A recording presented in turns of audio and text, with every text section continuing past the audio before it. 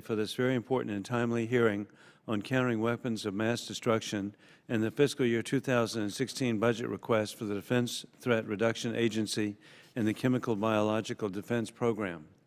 The proliferation and potential use of weapons of mass destruction remain a grave and enduring threat. Indeed, as the National Director of National Intelligence, James Clapper, in his recent worldwide threat assessment before Congress said that, quote, "The time when only a few states had access to the most dangerous technologies is past. Biological and chemical materials and technologies, almost always dual use, move easily in the globalized economy, as do personnel with the scientific expertise to design them," end of quote. And today, as we sit at this hearing, I'm reminded that the unfortunate recent and continued use of chemical weapons in Syria shows us that state sponsors of weapons of mass destruction not only seek these capabilities, but use these capabilities. The entire Department of Defense countering weapons of mass destruction enterprise has played a central and critical role in our national defense over the past year, from the destruction of more than 650 tons of Syrian and Libyan chemical weapons and the precursors to the mitigation of the Ebola outbreak, which began in remote areas of Africa, and even the cleanup and destruction of our own chemical weapon stockpiles in accordance with our treaty obligations.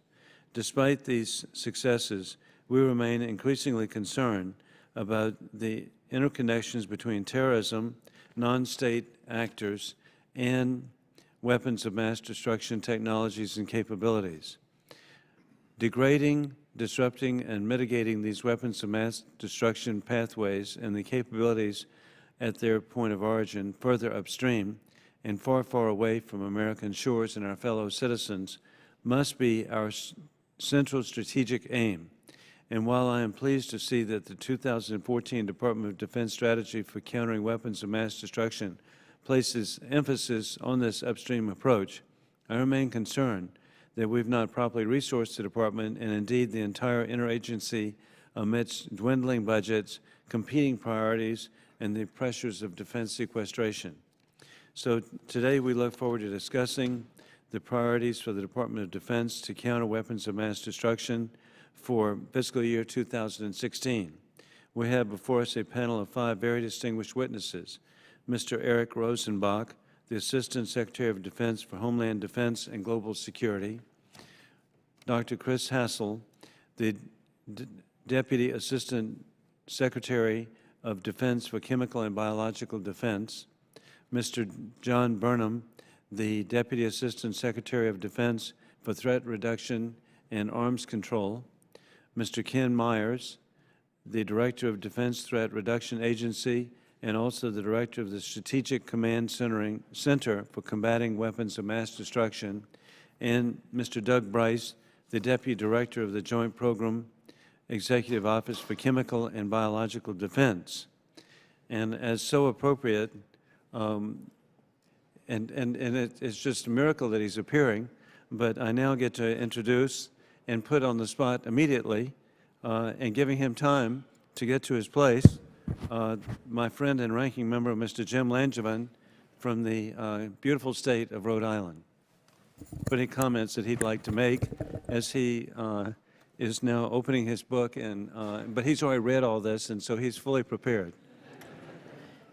And ready to go, Mr. Chairman. Thank you very much, and I apologize for the delay. I had a constituent meeting in my office that ran over, and I apologize to our witnesses. But thank you all for being here. It's great to see everyone again, familiar faces, and I do want to thank you for appearing before the subcommittee today to discuss the Department of Defense's countering weapons of mass destruction strategy and the fiscal year 2016 budget request. Now, in May of last year, the Chairman of the Joint Chiefs of Staff, General Dempsey, signed a letter of endorsement for the Department's updated strategy for CWMD released in June 2014. And the letter began by stating, and I quote, "The U.S. faces threats from state and non-state actors that seek to develop, proliferate, acquire, or use WMD," end quote. Like Chairman Dempsey, I'm sure the other members, and I'm sure the other members of the committee, I believe the proliferation and use of weapons of mass destruction threatens our troops overseas, our regional partners, and innocent civilians. As the Ebola outbreak demonstrated, understanding it was not employed by an actor. Weapons of mass destruction threatened the homeland too. Preventing acquisition, development, and the use of these weapons obviously is crucial. I'm therefore pleased that the CWMD strategy places greater emphasis on a provocative upstream approach to countering weapons of mass destruction. However, CWMD is not just the responsibility of the Department of Defense. The Department's upstream approach will require a whole-of-government approach, most specifically regarding the two priority objectives of reducing incentives to pursue, possess, and employ WMD, and increasing barriers to the acquisition, proliferation, and the use of WMD. I look forward to hearing from our witnesses how the CWMD strategy released in June 2014 will coordinate with other strategies, including the Department of State. Additionally, I look forward to understanding the other components of the CWMD strategy and how the FY16 budget request supports the priorities and objectives. As a longtime advocate of STEM education and our science and technology workforce, I'm especially interested in how the foundational activity of maintaining and sustaining technical expertise is being executed. With that, finally, I want to express my appreciation to the witnesses for their work in Syria, Ukraine, Jordan, Lebanon, and countless other places around the globe to protect our nation, our partners, and our troops from the destruction caused by WMD. Thank you, Mr. Chairman. I look forward to today's discussion. I yield back. Thank you, Mr. Langevin, and we'll now proceed. Assistant Secretary Rosenbach, we'll begin with you, and then we'll proceed.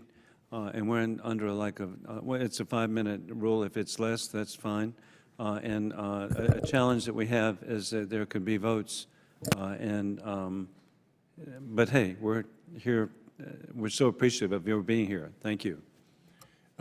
Thank you very much, Mr. Chairman. Thank you, Ranking Member Langevin, and all the other members of the subcommittee. We appreciate the opportunity to talk today about the strategy we have in place for mitigating the threat of weapons of mass destruction, and I'm very honored to be with the team from DoD here to work on these things. I would like also to thank your staff. They've done a good job in setting up a constructive hearing, and we appreciate that a lot. For reasons of time, we'll all be very short and submit our written testimony for the record. And I would just say a couple things very briefly so that we can get down to your questions is, you know, the state of the world today makes it increasingly likely that either state or a non-state actor could use a weapon of mass destruction. When you think about the way the world is interconnected, also the ability of these actors to get technology that could be very destructive. And so with that in mind, it literally is the top priority of DoD and the U.S. government to try to prevent an attack like this from happening. With that in mind, we moved forward with a new strategy to try to mitigate the risk to that. And luckily, we've also had some successes over the past couple of years in things related to WMD. So as you know, in the strategy, we're essentially working on 3 no's, right? It's a whole of government strategy, and we want to ensure that there's no additional state that gets, or non-state actors that get WMD. Those possessing WMD are not able to use them, and if they are used, that the effects are not very bad. So it's the 3 negatives that we're looking for to try to mitigate the risk. As you mentioned, both of you all in your opening statement, the strategy is to try to think more preemptively about this, more upstream. So first we want to try to prevent actors from getting access to weapons of mass destruction. Then, if they do, we want to be able to contain and reduce the threats both to our military and, of course, to the nation. And we've had some success in this. And finally, that we have the ability to respond. And Ebola is a good case where something is already broken out, and we mitigate the risk both to the country and to the military for the threat from that. So I think at this point, Mr. Chairman, I'll conclude my statement and pass it on either to the other witnesses or be open to your questions.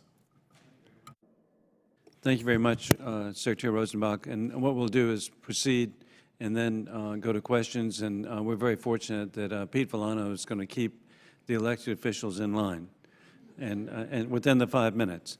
Dr. Hassel.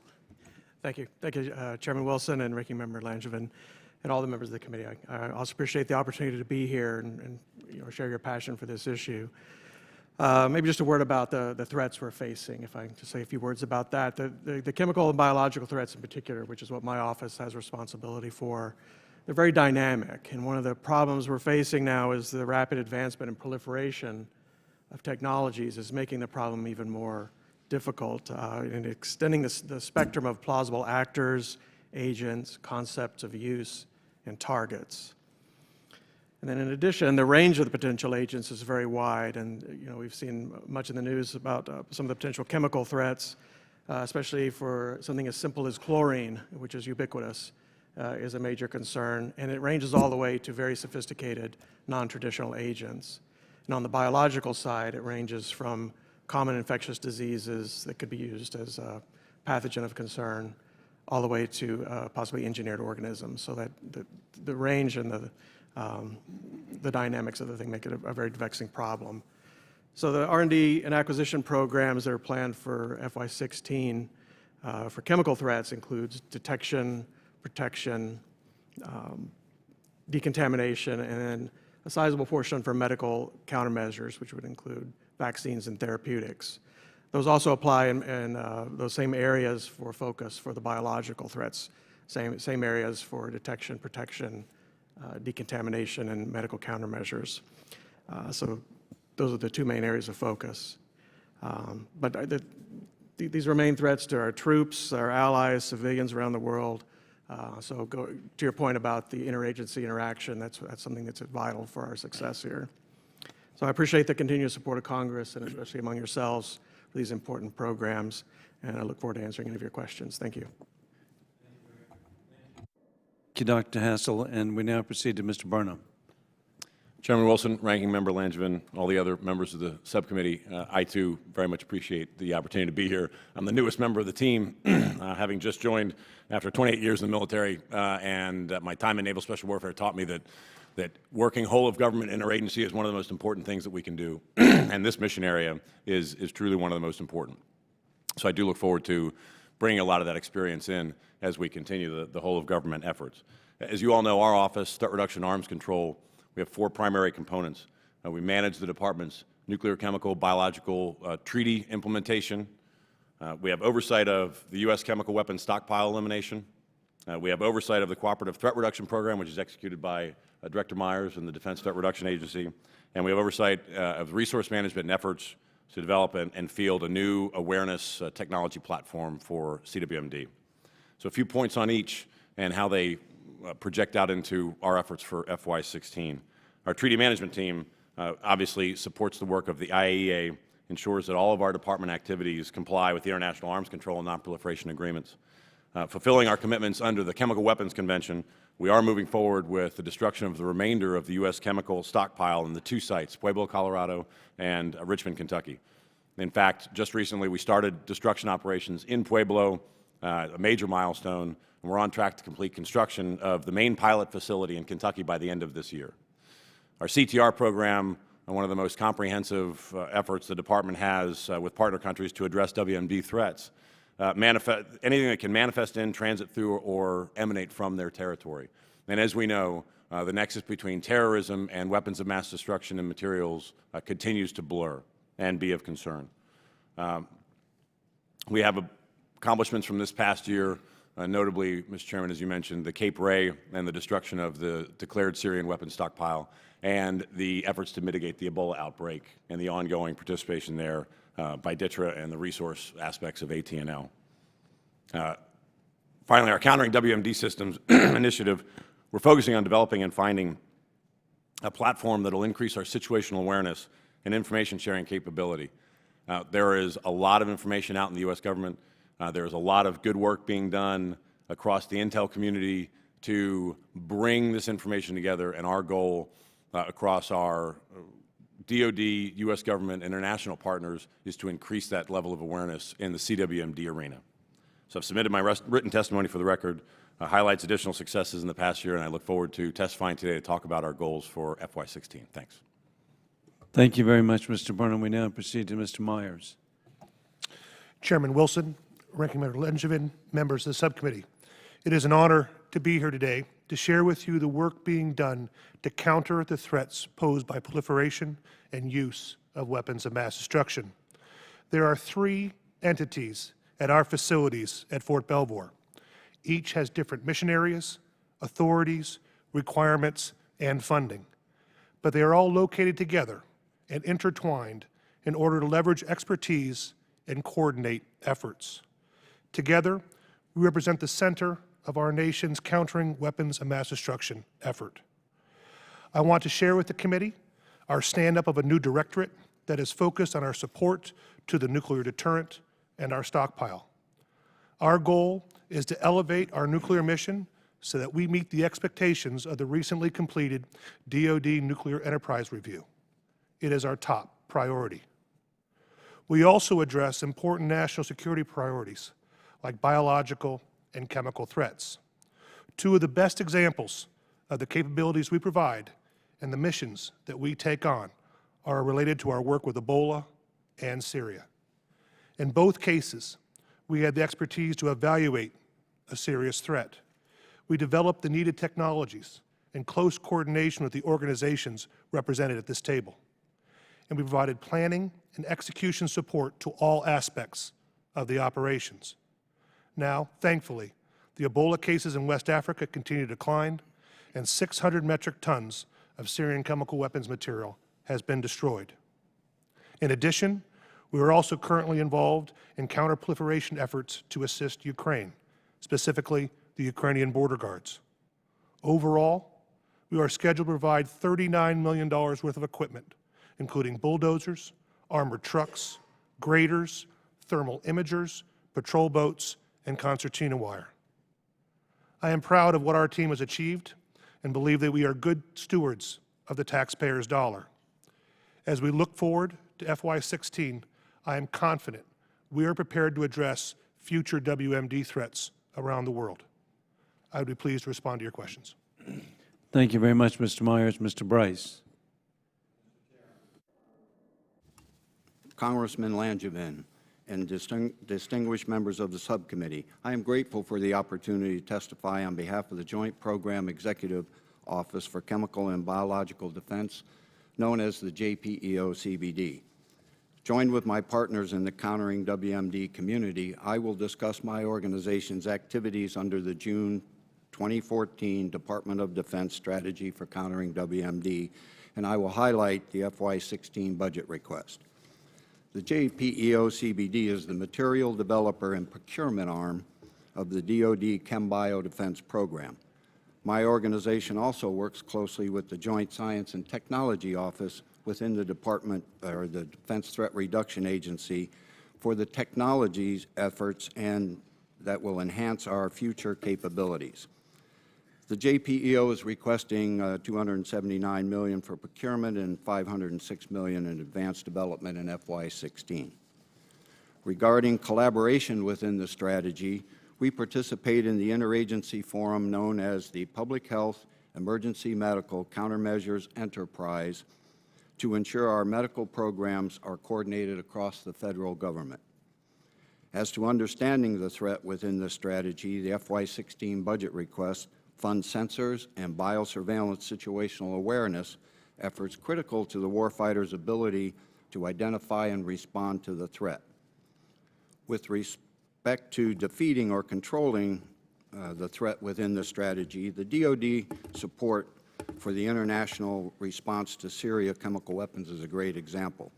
The DoD team represented at this table produced the field deployable hydrolysis system and deployed the capability aboard a U.S. maritime ship where it successfully destroyed the declared weapons of the Syrian regime.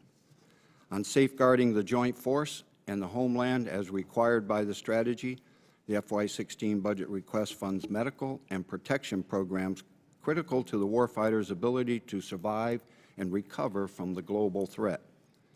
We have also supported the DoD Ebola outbreak response by accelerating therapeutics and vaccines and providing a transport isolation system to bring patients home safely. Our DoD Ebola diagnostics assay and our latest platform to read the assay received emergency use authorization from the FDA and have become a principal capability in West Africa and at home during the crisis. The challenges we face countering weapons of mass destruction are numerous, but I am optimistic that with the support from Congress, we can continue to execute the strategy. Mr. Chairman, Congressman Langevin, and members of this subcommittee, thank you for your leadership. Thank you very much, Mr. Bryce. And we have a situation that votes may start soon. With that, a question that I have for each of you. Members of this committee are trying to convince our colleagues of the negative adverse consequence of defense sequestration. If each one of you could identify just briefly a specific example of an adverse circumstance which is developed because of defense sequestration, beginning with Mr. Rosenbach. Thank you very much, Mr. Chairman. You know, the part that is most insidious about sequestration is that it doesn't allow us to develop the most modern force and invest in the most modern technologies. So in my mind, the thing I worry about is that we might not have the resources, for example, to develop the capability for a future threat like we did for the Cape Ray, that we can pivot a little bit and do some innovation and think about a way to solve a very serious problem because we've had to cut back in some of those areas. I think it's also very important to note, Mr. Chairman, that the uncertainty that accompanies the planning process of not knowing whether it will be sequestration or not is very difficult for us to do planning. And you know, in the Department of Defense, we plan for everything so that we're prepared for the worst things in the world. That also has a great impact on our ability to protect the country. Thanks, sir. Yes, sir. Maybe I just give one example, especially on the science and technology, the research end early on.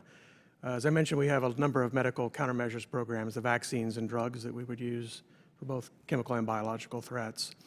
We have a long list of these things that we're addressing, and we have to make some decisions about how we rank order those and how we prioritize that work, and we have to draw a line what we can fund. Just one practical aspect of if the sequestration is we're going to have to draw that line much higher.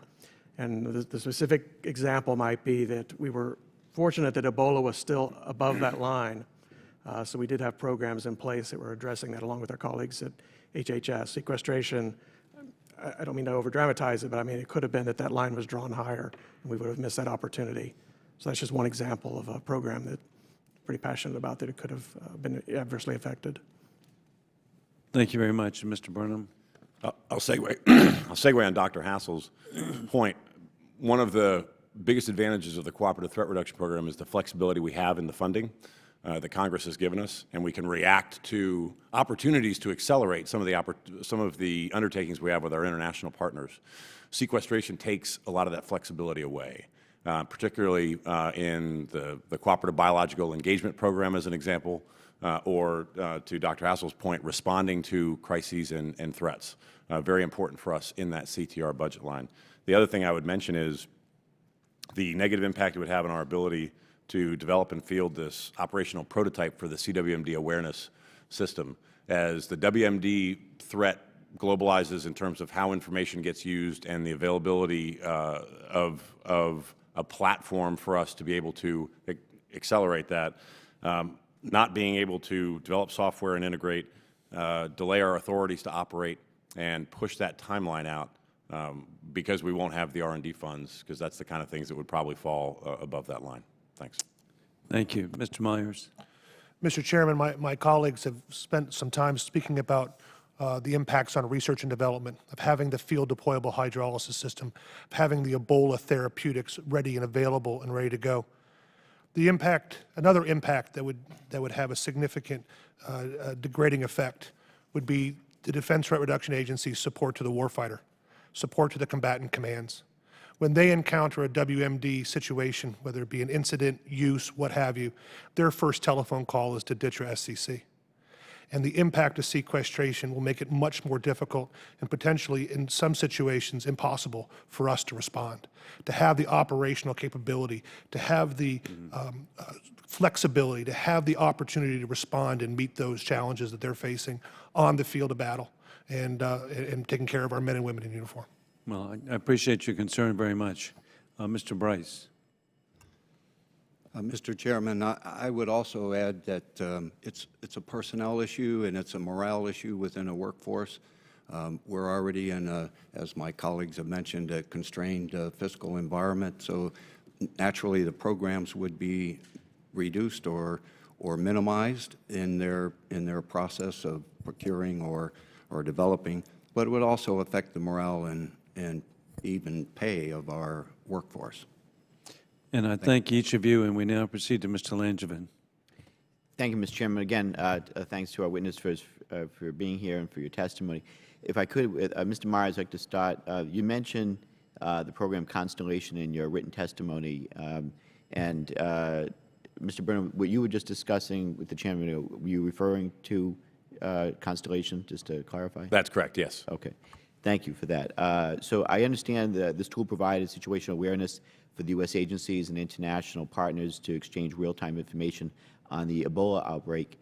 Mr. Myers, if you could you please describe this tool in more detail? How is Constellation being leveraged for other missions across the department, and what investments are being made in the FY16 budget, particularly on how we in the committee can be helpful in developing this tool?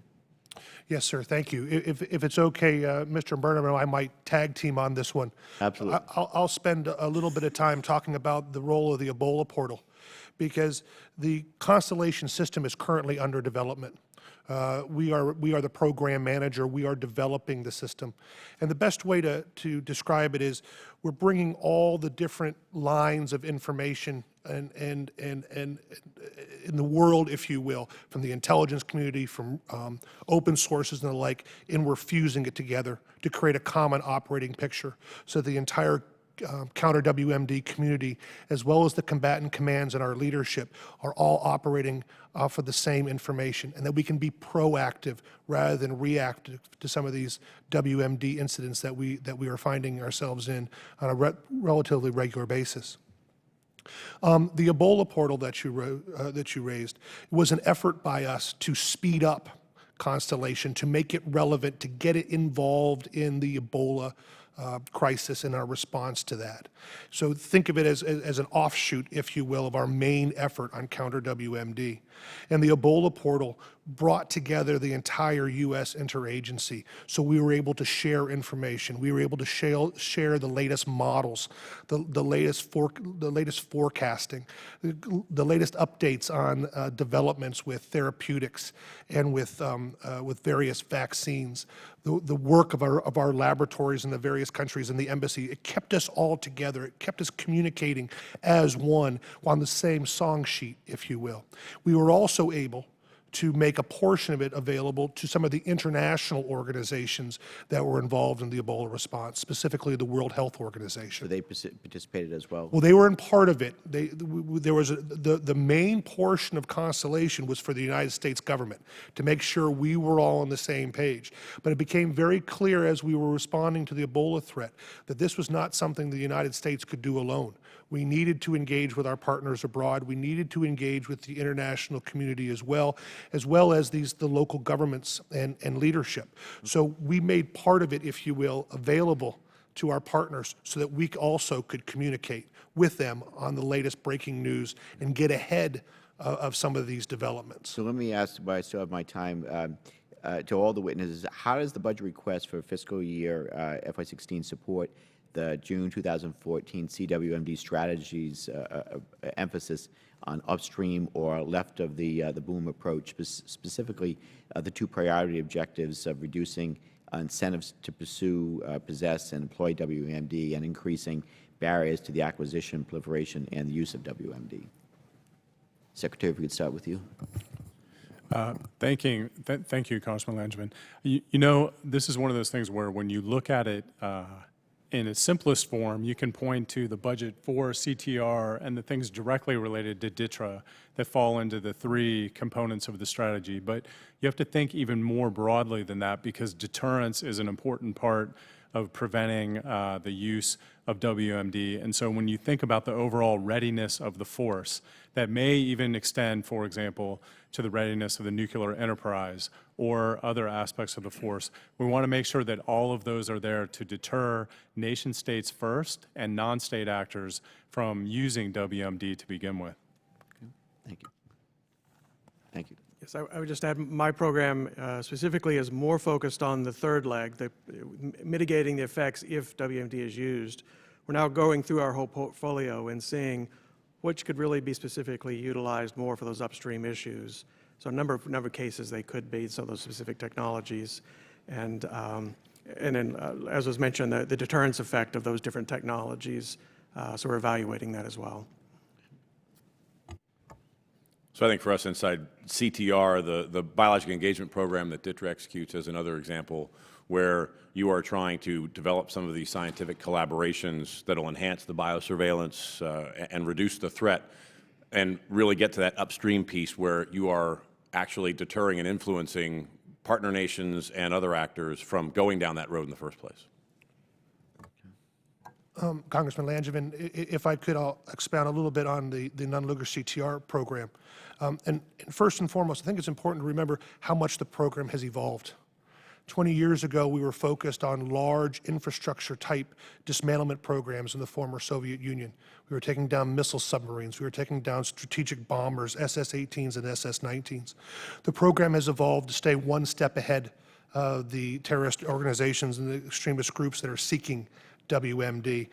Our projects that we're coordinating now are not $1 billion projects, but they're much smaller security and biosafety efforts and proliferation prevention, border security projects in smaller quantities in smaller countries and locations around the world. So we've gone from these very large infrastructure-heavy projects to much smaller, much more focused efforts. And quite frankly, there are more of them, but they're not as expensive, quite frankly, as the work that we were doing in the former Soviet Union. And I think some of the change that you've seen in our budget is the fact that we aren't carrying out those large projects in Russia like we were just a few years before. Thank you. Thank you, Mr. Chairman. I know my time's expired. You're back. And thank you, Mr. Langevin. And indeed, votes have been called. And due to the different series of votes, we want to thank each of you for being here. It is somewhat ironic. The first question I asked about defense sequestration, we're actually going to vote, and good people can disagree, but there will be an effort to address defense sequestration. And at this time, we are adjourned.